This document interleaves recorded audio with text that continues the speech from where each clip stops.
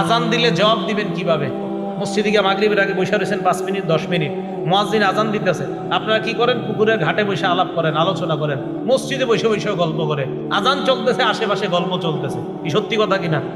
রাসূল সাল্লাল্লাহু আলাইহি সাল্লাম বলেন, মুয়াজ্জিনকে যখন আজান দিতে শোনো, মুয়াজ্জিন যা বলে তোমরাও তা বলো। মা বোনরা বাসা থেকে যারা শুনতেছেন আমার ওয়াজ শুনেন, আপনারা রান্না করতেছেন, মুয়াজ্জিন যা বলে আপনারাও তা বলবেন। ওমর ইবনুল খাত্তাব রাদিয়াল্লাহু তাআলা আনহুর বর্ণনা, মুয়াজ্জিন সাহেব যখন আজান দেয় তোমরাও তা বলবা যা মুয়াজ্জিন বলে। মুয়াজ্জিন যখন বলে আল্লাহু আকবার বলেন, তাকুলু আল্লাহু আকবার। মুয়াজ্জিন আল্লাহু আকবার বললে আমরাও কি বলবো? মুয়াজ্জিন যখন বলে আশহাদু আল্লা ইলাহা ইল্লাল্লাহ, তোমরাও বলবা আশহাদু আল্লা ইলাহা ইল্লাল্লাহ। এই হাদিসের শেষে একটা সুন্দর কথা আছে, দেখি কারা কারা কালকে থেকে আজান শুনে জবাব দেন।